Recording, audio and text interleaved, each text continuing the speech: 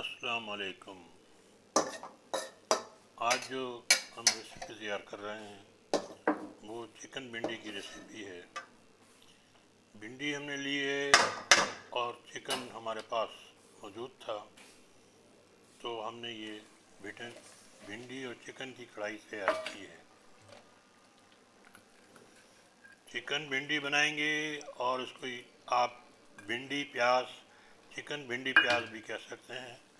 प्याज का इसमें दोबारा से इस्तेमाल किया है, तो भिंडी प्याज जो है वो चिकन में शामिल की है। चिकन तैयार है, उसमें हमने ये भिंडी लगाई है ऊपर से, और इसको अब हम दम पर लगाएंगे तो ये भिंडी गल जाएगी और चिकन में एडजस्ट हो जाएगी। इस तरह भिंडी चिकन बनाने से, भिंडी को शामिल करने से भिंडी का टेस्ट बहुत अच्छा हो जाता है।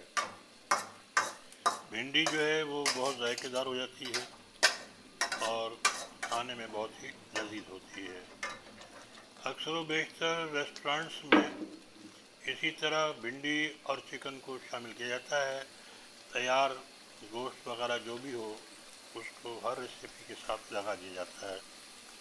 आप भी इसी तरह घर में कोई भी गोश्त की या चिकन की या बीफ की जो भी आप रेसिपी तैयार करते हैं, उसमें कुछ सब्ज़ी भी मिलाने के लिए कुछ पार्ट उसका रख लें आप और उसमें सब्ज़ी को शामिल कर दें। जैसे सब्ज़ी में भिंडी है, आप कद्दू है, यानी कि आप घिया कह लीजिए आप, लौकी और दूसरी पालक वगैरह, इस तरह सब डिशेस को शामिल किया सकता है। और ख़ास तौर पे आलू को तो बहुत ही आसानी से एडजस्ट किया जाता है। ये रेसिपी बहुत शानदार तैयार होती है। मसाले आप इसके चिकन में जो डाले हुए हैं वही हैं, लेकिन हमने जो अभी लगाया है वो भिंडी है। 3-4 हमने जो है ग्रीन चिली ली है और कुछ प्याज लिया है, जिसको हमने चिकन में शामिल कर दिया है। इसे अब हम दम पर लगा देंगे कुछ देर के लिए, तो भिंडी एडजस्ट हो जाएगी और ये बहुत ही ज़बरदस्त भिंडी तैयार होती है। और मुझे उम्मीद है कि आपको ये भिंडी चिकन बहुत ज़बरदस्त और अच्छी लगेगी और खाने में भी बहुत ही मज़ेदार बनती है। ये बिल्कुल रेस्टोरेंट स्टाइल तैयार हुई है और ये इसी तरह अभी हम इसको मज़ीद और पकाएंगे थोड़ी देर, जब तक कि भिंडी ठीक से न गल जाए।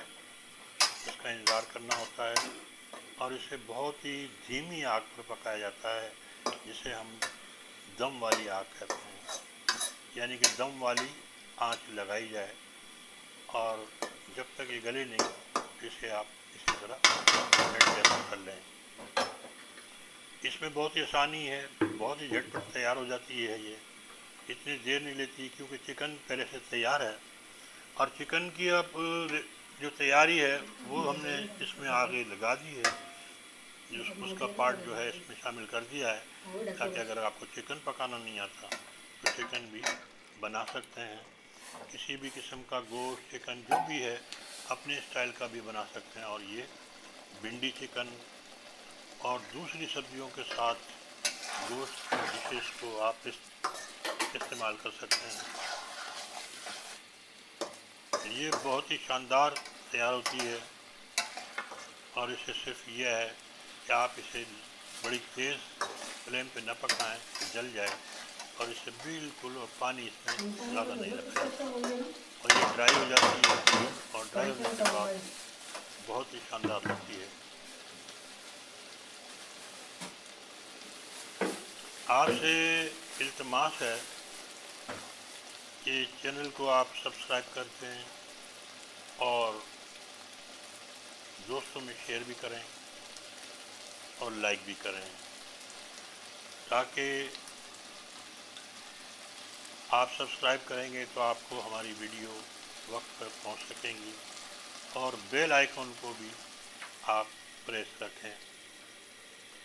ये देखिए हमारी भिंडी तो तैयार हो गई है, लेकिन हम आगे चल के चिकन को तैयार करेंगे, जो आप मुझे उम्मीद है कि एंजॉय करेंगे।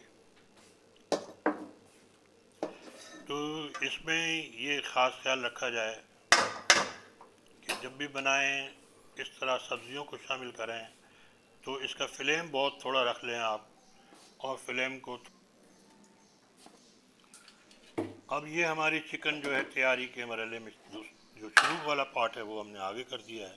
تو آپ دیکھیں گے کہ یہ چکن لی ہے، چکن میں ہم نے پیاز، ادرک، لہسن ڈالا ہے اور اس کو ہم ڈھک کے پکائیں گے تو یہ تھوڑی سی گل جائے گی.